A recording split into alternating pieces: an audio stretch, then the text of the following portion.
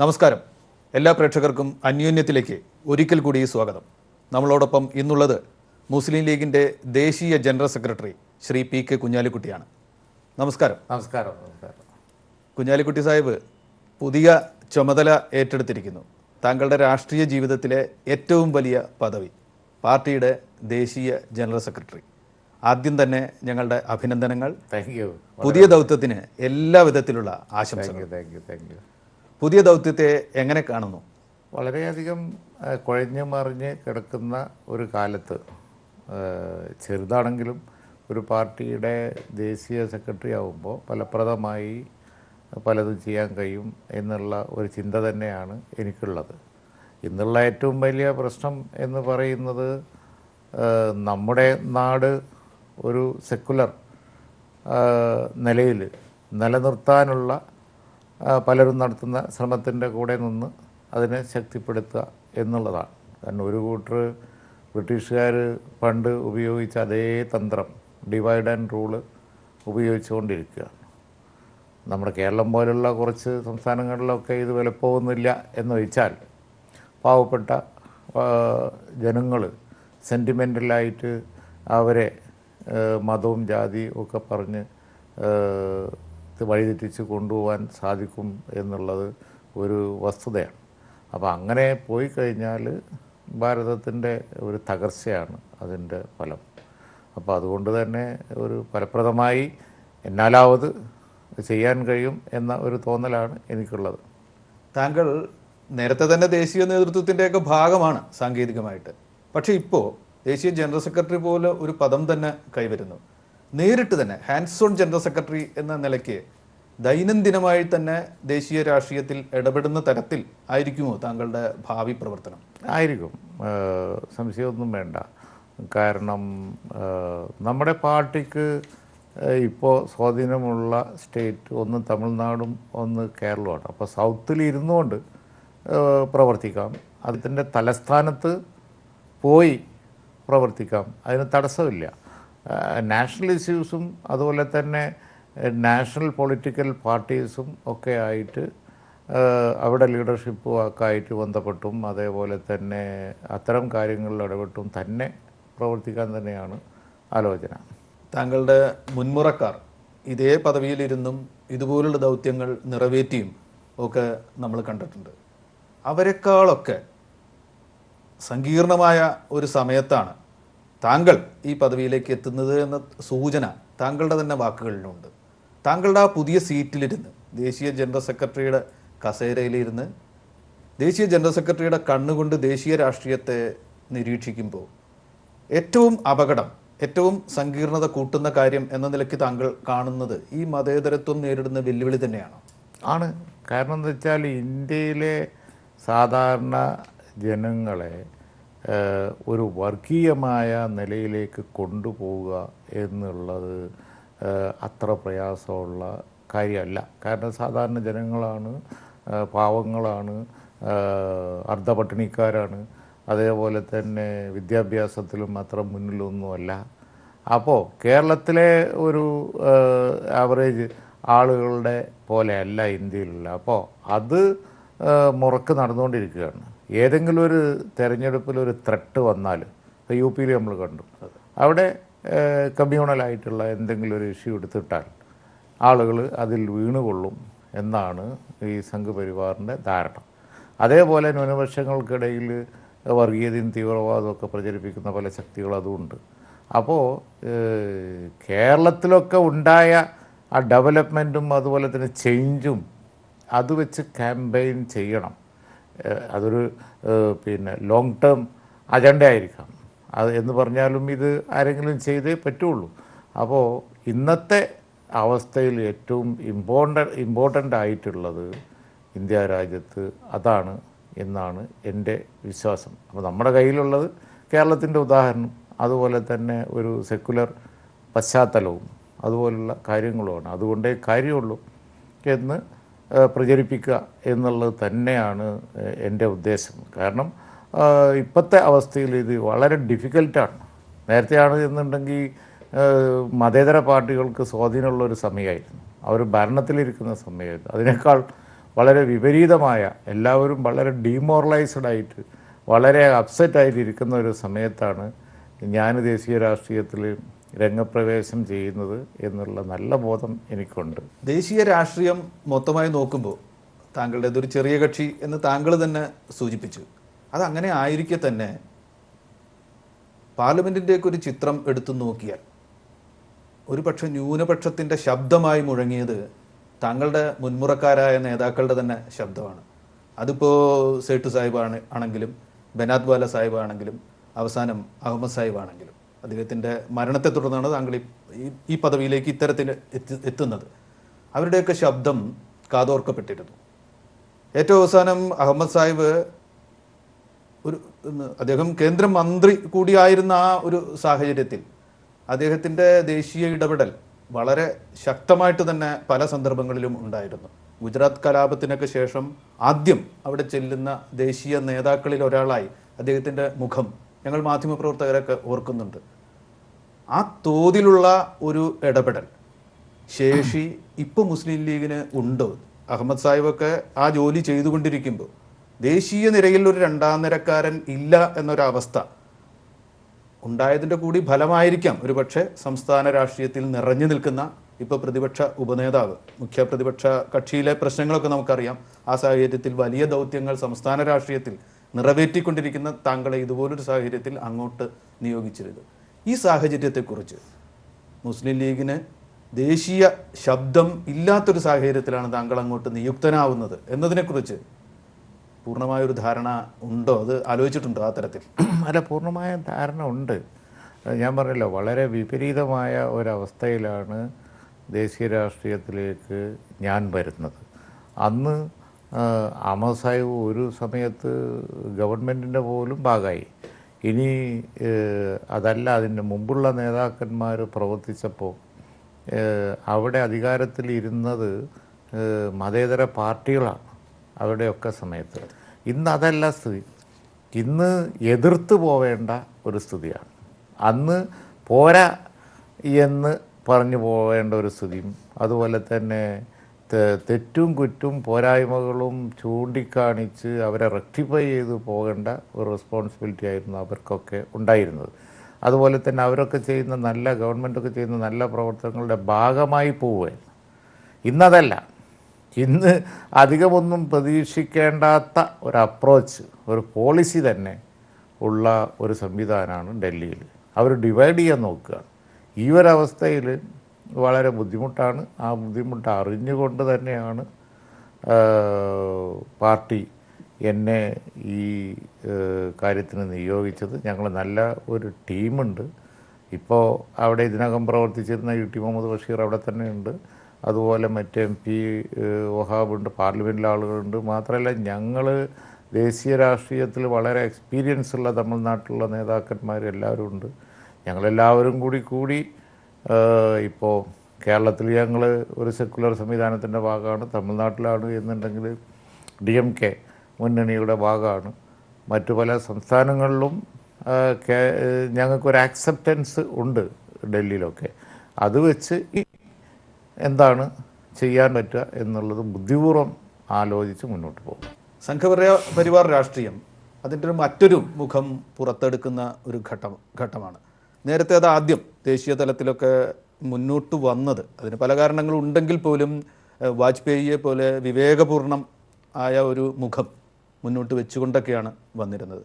അത് കഴിഞ്ഞ് അദ്വാനിയുടെ നേതൃത്വത്തിൽ ഒരു വർഗീയ ധ്രുവീകരണം ഉണ്ടാക്കിക്കൊണ്ട് തന്നെ അവർ മുന്നോട്ട് വന്നെങ്കിലും പിന്നീട് ഏറ്റവും ചുരുങ്ങിയത് മോദി മുന്നോട്ട് വരുന്ന ഒരു ഘട്ടത്തിലെങ്കിലും വികസന രാഷ്ട്രീയം ഒക്കെ ഉന്നയിച്ചിരുന്നു. ഇപ്പോഴിതാ UP തെരഞ്ഞെടുപ്പിൻ്റെ നിർണായകമായ, ഇന്ത്യൻ രാഷ്ട്രീയത്തിൻ്റെ നിർണായകമായ ഒരു പരീക്ഷണമായി മാറുന്ന UP തെരഞ്ഞെടുപ്പിൽ ഒരിക്കൽ കൂടി അയോധ്യ പ്രശ്നം അവർ വീണ്ടും തുറന്നിരിക്കുകയാണ്. അവിടെയൊക്കെ തന്നെയുള്ള മുൻ അനുഭവങ്ങൾ, വർഗീയത എവിടെയൊക്കെ രൂക്ഷമായി പ്രയോഗിച്ചിട്ടുണ്ടോ, എവിടെയൊക്കെ അത് കലാപത്തിലേക്ക് എത്തിയിട്ടുണ്ടോ, അവിടെയൊക്കെ വിധി വൈപരീത്യം എന്ന പോലെ BJPക്ക് അപ്പർ ഹാൻഡ് കിട്ടിയൊരു സാഹചര്യവും കൂടിയുണ്ട്. അങ്ങനൊരു പുതിയ ഒരു തന്ത്രത്തിലേക്ക് അവർ നീങ്ങുകയാണ്. അങ്ങനെ ഒരു സാഹചര്യത്തിൽ ന്യൂനപക്ഷത്തെ നേരിട്ട് തന്നെ മടി കൂടാതെ റെപ്രസെൻ്റ് ചെയ്യുന്ന മുസ്ലിം ലീഗ് എന്ന് അതിൻ്റെ നാമധേയത്തിൽ തന്നെ വിളിച്ചു പറയുന്ന ഒരു രാഷ്ട്രീയ കക്ഷിക്ക് നേതൃത്വപരമായ ഒരു പങ്കാളിത്തം എങ്ങനെ നിറവേറ്റാനാവും? അത് കൂടുതൽ അപകടത്തിലേക്ക് ചെന്നെത്തുമോ? കൂടുതൽ വലിയ മതേതര കൂട്ടായ്മയിലൂടെ അതിൻ്റെ ഭാഗമായി നിന്നുകൊണ്ടല്ലാതെ മുസ്ലിം ലീഗിന് പ്രവർത്തിക്കാൻ പറ്റുമോ? അങ്ങനെയുള്ള സാഹചര്യങ്ങളെക്കുറിച്ച് എന്താണ് അഭിപ്രായം? അല്ല, മതേതര പ്ലാറ്റ്ഫോമിൽ അല്ലാതെ സാധിക്കുകയില്ല എന്ന് മാത്രമല്ല, പോവാൻ പാടുമില്ല. കാരണം സംഘപരിവാർ ചെയ്യുന്ന അതേ പ്രവൃത്തി ന്യൂനപക്ഷം ചെയ്യാൻ തുടങ്ങിയ വലിയ അപകടമായിരിക്കും. കേരളത്തിൻ്റെ ഒരു ചരിത്രപരമായ പശ്ചാത്തലത്തിലാണ് ഇവിടെ പേരെന്തായാലും ഞങ്ങളുടെ പാർട്ടി സ്വീകരിക്കപ്പെട്ടത്. കാരണം പ്രവൃത്തിയിലൂടെ കാണിച്ചു കൊടുത്തു ഞങ്ങൾ സെക്കുലറാണ് എന്നുള്ളത്. അത് തമിഴ്നാട്ടിലും ഫലിച്ചു, കേരളത്തിലും ഫലിച്ചു. മറ്റു പല സംസ്ഥാനങ്ങളും അങ്ങനെ ഒരു വേരോട്ടം വലിയ തോതിൽ ഉണ്ടായിട്ടില്ല. ഉള്ള സമയമുണ്ടായിരുന്നു, ബംഗാളിലൊക്കെ ഉള്ള ഒരു സമയമുണ്ടായിരുന്നു, പിന്നെ പല മാറ്റങ്ങളുണ്ടായി. അങ്ങനെ സെക്കുലർ പ്ലാറ്റ്ഫോമിൽ സെക്കുലർ ആറ്റിറ്റ്യൂഡ് എടുത്ത് ഏതൊക്കെ രീതിയിൽ വേണം എന്നുള്ളത് നാളെയുടെ ഒരു പ്രശ്നമാണ്. എങ്കിലും സെക്കുലർ പ്ലാറ്റ്ഫോമിൽ അല്ലാതെ പറ്റുകയില്ല. അല്ലാത്ത നിലയിൽ നമ്മൾ ചെയ്യാൻ പാടില്ല. കാരണം ഇവിടെ സംഘപരിവാർ ചെയ്യുന്ന അതേ പ്രവൃത്തി നമ്മൾ ചെയ്യാൻ പാടില്ലല്ലോ. സംഘപരിവാർ ഇപ്പോൾ ചെയ്യുന്ന എന്താ, തിരഞ്ഞെടുപ്പ് വന്നു കഴിഞ്ഞിട്ടുണ്ടെങ്കിൽ വളരെ സെൻറ്റിമെൻ്റലായിട്ടുള്ള ഒന്നുകിൽ പശു, അല്ലെങ്കിൽ ഖബറിസ്ഥാൻ, അല്ലെങ്കിൽ പിന്നെ ബീഫ്, അല്ലെങ്കിൽ വേറെ എന്തെങ്കിലും ഒരു ഇഷ്യൂ എടുത്ത് ഈവൻ ഗുജറാത്ത്, അയോധ്യ, ഇതൊക്കെ പിന്നെ അവിടെ ഉണ്ടായ പിന്നെ മനുഷ്യക്കുരുതി നമ്മുടെ ഗുജറാത്തിലുണ്ടായി, ഇതൊക്കെ അവർ യൂസ് ചെയ്യാണ്. അപ്പോൾ ഇതൊക്കെ ഒരു ആറ്റിറ്റ്യൂഡിൻ്റെ പ്രശ്നമാണ്. കാരണം മറ്റു സെക്കുലർ പാർട്ടികൾ അത്രത്തോളം പോകാൻ ഇഷ്ടപ്പെടില്ല, ധൈര്യപ്പെടില്ല. മാത്രമല്ല അവരിലെ ഒരു മനുഷ്യത്വം അത് പിന്നെ വകവെച്ച് കൊടുക്കില്ല. ഇവർക്ക് അതിനൊന്നും മടിയില്ല. പക്ഷെ അതൊക്കെ കാണുമ്പോൾ അതേ വരി പോകണമെന്ന് ചിന്തിക്കുന്ന ആളുകൾ ന്യൂനപക്ഷങ്ങൾക്കിടയിലുണ്ട്. അവർ ഞങ്ങളെ ശത്രുക്കളാണ്. അവരെ അത്തരം ആറ്റിറ്റ്യൂഡ് എടുക്കുന്നവരെ ഞങ്ങൾ ശത്രുക്കളായിട്ടാണ് കാണുന്നത്. ശത്രു എന്ന വാക്ക് തന്നെ താങ്കൾ ഉപയോഗിക്കും? ശത്രു എന്നുള്ള വാക്ക് തന്നെ ഉപയോഗിക്കുന്നത്. കാരണം എന്താ, വർഗീയതയും വിഭാഗീയതയും കമ്മ്യൂണൽ ആറ്റിറ്റ്യൂഡും പരത്തുന്ന, ന്യൂനപക്ഷ ജനവിഭാഗങ്ങൾക്കിടയിലുള്ള തീവ്രവാദം പരത്തുന്ന അത്ര ആളുകൾ ശരിക്കും വലിയ തെറ്റാണ് ചെയ്യുന്നത്. അത്തരം ശത്രു എന്ന് താങ്കൾ വിശേഷിപ്പിച്ച ആ കൂട്ടരുടെ ഇനത്തിൽപ്പെട്ട ആളുകളുടെ സാന്നിധ്യം കേരളത്തിലുമില്ലേ? മുസ്ലിം ലീഗിന്റെ ശക്തി കേന്ദ്രങ്ങളിൽ പോലും അവർ വെല്ലുവിളിയോ സമ്മർദ്ദങ്ങളോ സൃഷ്ടിക്കുന്ന സാഹചര്യം ഉണ്ടായിട്ടില്ലേ? ആ സാഹചര്യത്തിൽ താങ്കൾ ഈ ശത്രുപ്രയോഗത്തിൽ ഉറച്ചു നിൽക്കുകയും അവരെ അങ്ങനെ തന്നെ ഡീൽ ചെയ്യുകയും ചെയ്യും? അല്ല, ഞങ്ങൾ എന്നും ആ ശത്രുപ്രയോഗത്തിൽ ഞങ്ങൾ ഉറച്ചു നിന്നിട്ടുണ്ട്. കേരളത്തിൽ അത്തരം ആറ്റിറ്റ്യൂഡ് എടുക്കുമ്പോൾ ഞങ്ങളതിനെ പരസ്യമായിട്ട് എതിർത്തിട്ടുണ്ട്. ഇപ്പോൾ ആരൊക്കെ ആറ്റിറ്റ്യൂഡ് എടുക്കുന്നു മാറിയ ഇന്ത്യൻ സാഹചര്യത്തിൽ എന്നുള്ളത് വീണ്ടും നമുക്ക് നോക്കാം. മാറുന്നവർക്ക് മാറാം, എല്ലാവരും മാറട്ടെ എന്നാണ് നമ്മൾ പ്രാർത്ഥന. പക്ഷേ സംഘപരിവാറിൻ്റെ അതേ ഉദാഹരണം എടുത്ത് ന്യൂനപക്ഷങ്ങൾക്കിടയിൽ വർഗീയത പരത്താൻ നോക്കിയാൽ അവർ കൊല്ലുന്നത്, അവർ നശിപ്പിക്കുന്നത് ന്യൂനപക്ഷങ്ങളെ തന്നെയാണ്. ആ കാര്യത്തിൽ യാതൊരു സംശയമില്ല. അത് BJPക്ക് സംഘപരിവാറിന് വളരെ സഹായകരായി. കേരളത്തിൽ മുസ്ലിം ലീഗ് വളരെ ശക്തിയുള്ള ഒരു രാഷ്ട്രീയ പ്രസ്ഥാനമാണ്. താങ്കൾ തന്നെ സൂചിപ്പിച്ചു, മറ്റു പലയിടത്തും സാന്നിധ്യമുണ്ട്. മറ്റേ തമിഴ്നാട്ടിലൊക്കെ നല്ല സാന്നിധ്യമുണ്ട് എന്ന് സൂചിപ്പിച്ചു. അതിനു മുമ്പൊരു ഘട്ടത്തിൽ ബംഗാൾ, UP, പോണ്ടിച്ചേരി, കർണാടക, അങ്ങനെയൊക്കെ വലിയ രാഷ്ട്രീയ ശക്തിയൊന്നുമല്ലെങ്കിൽ പോലും സാന്നിധ്യം നല്ല തോതിൽ ഉണ്ടായിരുന്ന ഒരു പ്രസ്ഥാനമാണ്. അതിന് പല സാഹചര്യത്തിൽ തിരിച്ചടി ഉണ്ടായിട്ടുണ്ട്. താങ്കൾ ഇപ്പോൾ പറഞ്ഞ ശത്രു എന്ന് പറഞ്ഞ വിഭാഗം വലിയ വർഗീയത എടുത്ത് പ്രയോഗിക്കുന്ന പലരും ഉയർന്നു വന്നതിൻ്റെ കൂടി പശ്ചാത്തലത്തിലാണ്. ബംഗാളിൽ മമതാ ബാനർജിയൊക്കെ ഉയർന്നു വന്നതിന് ശേഷം പലതരത്തിലുള്ള മുസ്ലിം രാഷ്ട്രീയ സ്വഭാവത്തിലുള്ള ഘടകങ്ങൾ ഉയർന്നു വരുന്നു. പ്രത്യേകിച്ചും ബംഗ്ലാദേശ് അതിർത്തിയോട് അനുബന്ധിച്ച് ഉയർന്നു വരുന്നു. ഒവൈസി, ഹൈദരാബാദിൽ ഒവൈസി ഉയർന്നു വന്നിരിക്കുന്നു. അസമിലൊക്കെ ഒരു അത്തർ വ്യാപാരിക്ക് പോലും വർഗീയ വികാരം ഉണർത്തിക്കൊണ്ട് ന്യൂനപക്ഷ വിഭാഗങ്ങളെ സംഘടിപ്പിച്ച് ശക്തമായ രാഷ്ട്രീയ പ്രസ്ഥാനം കൊണ്ടുവരാൻ സാധിക്കുന്നു എന്നൊക്കെയുണ്ട്. ഒരു പക്ഷേ ഒരു ദേശീയതയുടെ പശ്ചാത്തലത്തിൽ നിന്ന് നോക്കുമ്പോൾ, ദേശീയ രാഷ്ട്രീയത്തിൻ്റെ പശ്ചാത്തലത്തിൽ നിന്ന് നോക്കുമ്പോൾ മുസ്ലിം ലീഗ് കൈയാളേണ്ടിയിരുന്ന രാഷ്ട്രീയ ഇടങ്ങളാണ് ഇത്തരം ശക്തികൾ, ഒവൈസിയെ പോലുള്ളവരായാലും ഒക്കെ കൊണ്ടുപോകുന്നത്. ഇതിനെയൊക്കെ ചെറുത്തു നിൽക്കാനും നാട്ടിലെ വിശാലമായ ന്യൂനപക്ഷ മേഖലയിലാകെ ശക്തി ആർജിക്കാനും ഉള്ള ഒരു നയപരിപാടി, ഒരു പ്രായോഗിക പരിപാടി, അതായിരിക്കില്ലേ പുതിയ ദേശീയ ജനറൽ സെക്രട്ടറിയുടെ മുമ്പിൽ ഉണ്ടാകേണ്ട ശരിയായ രാഷ്ട്രീയ അജണ്ട? അങ്ങനെ ഒന്നിലേക്ക് താങ്കൾ പോകുമോ? അങ്ങനെ തന്നെയാണ്. കാരണം ഇത് ഒരു പക്ഷേ ഞങ്ങൾ മാത്രം ആലോചിക്കേണ്ട ഒരു വിഷയമല്ല. കാരണം ഇന്നത്തെ ഇന്ത്യൻ പിക്ചർ വെച്ച് നമ്മൾ നോക്കുകയാണെന്നുണ്ടെങ്കിൽ ഓരോ സംസ്ഥാനത്തും ഓരോ തരം സാഹചര്യമാണ്. അതിനെ മൊത്തം വിലയിരുത്തിയിട്ട് ദേശീയ കക്ഷികൾ അതാത് സംസ്ഥാനത്തിന് യോജിച്ച തരത്തിലുള്ള ഓരോ ആറ്റിറ്റ്യൂഡ് എടുക്കണം. അതെടുക്കാത്തത് കൊണ്ടാണല്ലോ ഇപ്പോൾ BJP പറന്ന് വന്ന സമയത്താണ്, അധികം വൈകാതെയാണ് ബീഹാറിലെ തെരഞ്ഞെടുപ്പുണ്ടായത്. അവിടെ മതേതര കക്ഷികൾ ഒന്നിച്ച് നിൽക്കാനുള്ള ഒരു തന്ത്രം കാണിച്ചു. അവിടെ BJP തറപറ്റി. UP-യിൽ അത് കാണിച്ചിരുന്നെങ്കിൽ BJP-ക്കാട് ഒന്നും ചെയ്യാൻ പറ്റില്ലായിരുന്നു. പക്ഷെ ആ സമീപനം ദേശീയ കക്ഷികളും സംസ്ഥാനത്തെ സെക്കുലർ പാർട്ടികളും എന്നെടുക്കുന്നോ അന്നേ BJP-യെ പിടിച്ച് കെട്ടാൻ കഴിയുള്ളൂ. ലീഗിനെ കൊണ്ട് സ്വന്തം അവിടെ ഒന്നും അധികം ചെയ്യാൻ പറ്റുകയില്ല. പക്ഷേ ഓരോ സംസ്ഥാനത്തെ സാഹചര്യങ്ങൾ വെച്ച് ഞങ്ങൾ അതിന് ശ്രമിക്കും. ഞാൻ എൻ്റെ ഒരു വ്യക്തിപരമായ ഏറ്റവും ഒരു ടോപ്പ് പ്രയോറിറ്റിയായി കാണുന്നത് സംസ്ഥാന സാഹചര്യങ്ങൾ വെച്ച് അവിടെ ഈ മൈനോറിറ്റി ബാക്കിംഗ്, സെക്കുലർ കൂട്ടായ്മയിലേക്ക് മൈനോറിറ്റികളെ കൊണ്ടുവരാൻ എന്ത് ചെയ്യാൻ പറ്റും എന്ന് നോക്കി അതിനെ സഹായിക്കാനും അതിനെ സപ്പോർട്ട് ചെയ്യാനും ഞങ്ങളെ കൊണ്ട് കഴിയുന്ന കാര്യങ്ങൾ ചെയ്യുക എന്നുള്ളത് തന്നെയാണ്. ഇന്ത്യ എത്രയും വലിയ ഒരു കോംപ്ലക്സ് സിറ്റുവേഷനാണല്ലോ രാജ്യത്തുള്ളത്. ഓരോ സംസ്ഥാനത്തിൻ്റെ പ്രത്യേകത വെച്ച് ഒരു ഏകീകരണം, മതേതര ഏകീകരണം, ഐക്യം വരണം. ആ ഒരു കൂട്ടായ്മ കേന്ദ്രത്തിൽ രൂപപ്പെട്ടു വരണം. അങ്ങനെ ആയാൽ മാത്രമേ ഇനി ഇന്ത്യക്ക് രക്ഷയുള്ളൂ. അല്ലെങ്കിൽ കോൺഗ്രസ് മാത്രം ശക്തിപ്പെട്ട് ഇന്ത്യ ഭരിക്കുക എന്നുള്ളത് ഒരു വിദൂരമായ സ്വപ്നമായി മാറിയ സ്ഥിതി അപ്പോഴുള്ളത്. ദേശീയമായി BJP-ക്കെതിരെ ഒരു മതേതര ബദൽ, അങ്ങനെ ഒരു ആശയം മുസ്ലിം ലീഗ് എത്രമാത്രം സ്വാംശീകരിച്ചിട്ടുണ്ട് എന്ന സംശയം സമീപകാലത്തെ ഇന്ത്യൻ രാഷ്ട്രീയം മുന്നോട്ട് വയ്ക്കുന്നുണ്ട്. ഇപ്പോൾ മുംബൈ തെരഞ്ഞെടുപ്പിലൊക്കെ മുസ്ലിം ലീഗ് വേറിട്ട് മത്സരിക്കുന്ന ഒരു സ്ഥിതിയാണ് ഉണ്ടായത്. ചിലയിടത്തെങ്കിലും ആ വോട്ടിൻ്റെ കണക്കൊക്കെ നോക്കുമ്പോൾ കോൺഗ്രസിൻ്റെ പരാജയത്തിന് അത് വഴിവെച്ചു എന്ന നിരീക്ഷണമുണ്ട്. തമിഴ്നാട്ടിൽ എപ്പോഴും ഒരു ദേശീയ നയത്തിന് വിരുദ്ധമായിട്ടുള്ള രീതിയിൽ പോകുന്ന ഒരു മുസ്ലിം ലീഗ് ഘടകത്തെ നമ്മൾ കണ്ടിട്ടുണ്ട്. അവസാന ഘട്ടത്തിൽ പോലും ഇപ്പോൾ പനീർശെൽവത്തിൻ്റെ പ്രശ്നമുണ്ടായപ്പോൾ പോലും മറ്റൊരു തരത്തിൽ ആണ്, കോൺഗ്രസിനേക്കാൾ വ്യത്യസ്തമായിട്ടൊക്കെയാണ് അവിടെ പനീർശെൽവത്തിന് പിന്തുണ പ്രഖ്യാപിക്കുന്ന, വളരെ പെട്ടെന്ന് പിന്തുണ പ്രഖ്യാപിക്കുന്ന ഒരു ലീഗ് ഘടകത്തെ നമ്മൾ കണ്ടു. ഇതെല്ലാം കൂട്ടിച്ചേർത്ത് തീർച്ചയായും ഇന്ത്യ ഒരു ഒറ്റ രാഷ്ട്രീയ ഏകകമൊന്നും അല്ല, പലതരത്തിലുള്ള സംസ്ഥാന യാഥാർത്ഥ്യങ്ങൾ നിലനിൽക്കുന്ന ഒരു പൊളിറ്റിക്കൽ ഒരു എൻറ്റിറ്റിയാണ് ഇന്ത്യ എന്ന് പറയുന്നത്. അവിടെ ചില വേറിട്ട നിലപാടുകൾ വേണ്ടിവരും. എങ്കിൽ പോലും അതൊരു ദേശീയ രാഷ്ട്രീയ നയത്തിന് കീഴ്പ്പെടുത്തി കൊണ്ടുവരുന്നതിന് എത്രമാത്രം മുൻകൈയെടുക്കും? ഇതുപോലുള്ള പ്രാദേശിക വേറിട്ട് നിൽക്കലുകൾ ഇല്ലാതാകും എന്ന് ഉറപ്പിച്ച് പറയാൻ കഴിയുമോ പുതിയ ദേശീയ ജനറൽ സെക്രട്ടറി? തീർച്ചയായും. തമിഴ്നാട്ടിൽ ഞങ്ങൾ വേറിട്ട നിലപാടെടുത്തിട്ടില്ല. അത് പന്നീർസെൽവത്തിൻ്റെ പ്രാരംഭ ദിവസങ്ങളിൽ DMK മുന്നണിയിലാണ് അവിടെ തമിഴ്നാട്ടിൽ AIDMK, DMK, പിന്നെ അവിടെ ജയിച്ച ഒരു കക്ഷി ലീഗ് മാത്രമേ ഉള്ളൂ.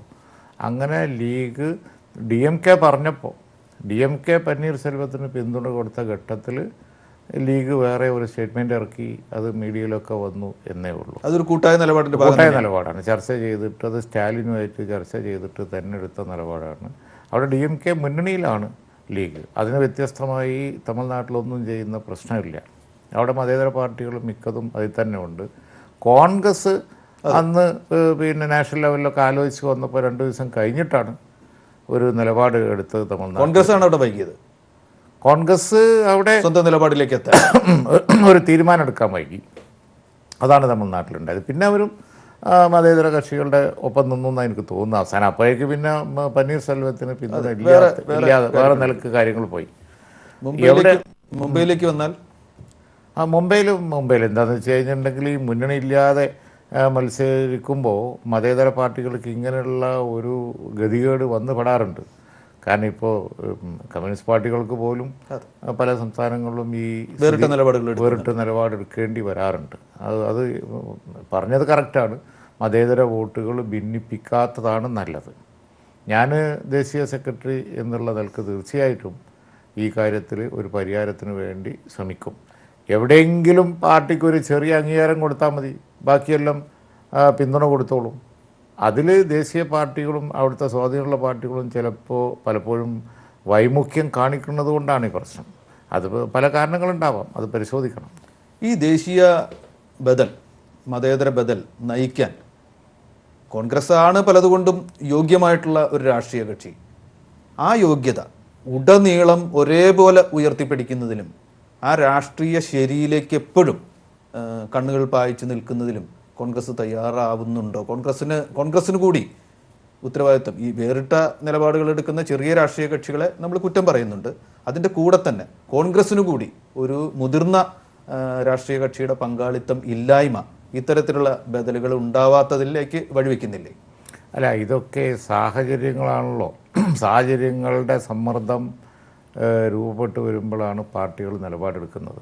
കോൺഗ്രസ് ആദ്യം സ്വന്തം ഭരിക്കുകയായിരുന്നു. പിന്നെ കോൺഗ്രസ് കേരളത്തിലെ പോലെ തന്നെ യുണൈറ്റഡ് ഫ്രണ്ടായി, മുന്നണിയായി ഡൽഹിയിൽ ഭരിക്കേണ്ടി വന്നു. ഒരു ഘട്ടത്തിൽ കമ്മ്യൂണിസ്റ്റ് പാർട്ടികളുടെ പിന്തുണയോടുകൂടി കോൺഗ്രസ് ഭരിക്കേണ്ടി വന്നു. ഇപ്പോൾ ഈ പോയ കാലഘട്ടത്തിൽ മുന്നണി തന്നെയാണ്, അധികം മുന്നണി തന്നെയാണ്. അത് കോൺഗ്രസ് ആക്സെപ്റ്റ് ചെയ്തു. ഇനി അങ്ങോട്ട് ഞാൻ പറഞ്ഞ സ്ഥിതി വരും. ഒരുപക്ഷെ ഈ BJPയുടെ ഭീഷണി ഇത്രയും വലുതായിട്ട് വരുമ്പോൾ കോൺഗ്രസ്സിന് കുറച്ച് ഇറങ്ങി നിൽക്കേണ്ടി വരും. ഓരോ സംസ്ഥാനത്തിൻ്റെയും റിയാലിറ്റി കോൺഗ്രസ്സിനെ ഉൾക്കൊണ്ടുകൊണ്ട് കോൺഗ്രസ് വരും. ഇപ്പോൾ ബംഗാളിൽ ആജന്മ ശത്രുക്കൾ ഒന്നിച്ചില്ലേ, തെരഞ്ഞെടുപ്പ് മുന്നണിയൊന്നും ഉണ്ടാക്കിയില്ലെങ്കിലും തെരഞ്ഞെടുപ്പിലെങ്കിലും ഒന്നിച്ചല്ലോ. ആ സാഹചര്യത്തിൻ്റെ സമ്മർദ്ദം മറ്റൊരു രൂപം എമർജ് ഇത് വരാൻ ഇടയാക്കും. ഇതാണ് എൻ്റെ വിഷയം. എൻ്റെ ആദ്യ ഭാഗത്തിനുള്ള ഒരു ചോദ്യത്തിന് ഉത്തരമായിട്ട് താങ്കൾ പറഞ്ഞു ദില്ലിയിൽ തന്നെ കേന്ദ്രീകരിക്കാൻ പോവുകയാണ്. ദൈനംദിന രാഷ്ട്രീയം തന്നെ ദില്ലിയിലിരുന്ന് കൈകാര്യം ചെയ്യുന്ന രീതിയിലേക്ക് പോവുകയാണ്. കേരളത്തെ വിട്ടുപോവുകയാണ്. അങ്ങനെയില്ല. കേരള പൊളിറ്റിക്സ് ഞങ്ങളുടെ ഒരു പാരമ്പര്യം വെച്ചാൽ ദേശീയ നേതാക്കന്മാർ കേരളത്തിലും പിന്നെ അതേപോലെ തന്നെ ഡൽഹിയിലും ഒപ്പം പ്രവർത്തിച്ചിട്ടുണ്ട്. CH മുഹമ്മദ് കോയ സാഹിബ് ഇവിടെ മന്ത്രി ആയിക്കൊണ്ട് നാഷണൽ സെക്രട്ടറി ആയിട്ടുണ്ട്. അത്ര വലിയ ജോലി അല്ലല്ലോ അത്. നമ്മൾ വളരെ തന്ത്രപൂർവ്വം ചെയ്യേണ്ട പല കാര്യങ്ങളും ഉണ്ട് എന്നേ ഉള്ളൂ. അല്ലാതെ മറ്റുള്ള വലിയ നാഷണൽ പാർട്ടികളെ പോലെയൊക്കെ ഡൽഹിയിൽ ദൈനംദിനമായി ചെയ്യേണ്ട കാര്യങ്ങളല്ല. നേരെ മറിച്ച് പ്രധാനമായും സംസ്ഥാനങ്ങളിലും സൗത്തിലും ഒക്കെ ഉള്ള കാര്യങ്ങളാണ് ഉള്ളത്. പക്ഷേ ഡൽഹിയിൽ സാന്നിധ്യം ഉണ്ടാവണം. ഞങ്ങളവിടെ ഓഫീസ് തുറക്കാൻ ഉള്ള സീരിയസ് ആയിട്ടുള്ള ആലോചന ഉണ്ട്. താൽക്കാലിക ഓഫീസുകളും മറ്റുമാണ് ഇതുവരെ ഉണ്ടായിരുന്നത്. പെർമനൻ്റായിട്ട് ഓഫീസ് ഉണ്ടാക്കാൻ നോക്കുന്നുണ്ട്, അവിടെ സെറ്റപ്പ് ഉണ്ടാക്കാൻ നോക്കുന്നുണ്ട്. അതുകൊണ്ട് എന്തൊക്കെ ഗുണങ്ങളുണ്ടാവും എന്നുള്ളത് ഞങ്ങൾ പരിശോധിക്കുന്നുണ്ട്. സ്ഥിരം ഓഫീസ് തുറക്കും. ഒരു രാഷ്ട്രീയ കേന്ദ്രം അവിടെ ഉണ്ടാവും. രാഷ്ട്രീയ കേന്ദ്രം, ഒന്നിലേറെ രാഷ്ട്രീയ നേതാക്കളെ കേന്ദ്രീകരിച്ച് ഒരു സെന്റർ, പൊളിറ്റിക്കൽ സെന്റർ, തീർച്ചയായിട്ടും ഒരു പൊളിറ്റിക്കൽ സെന്റർ അവിടെ ഉണ്ടാവും.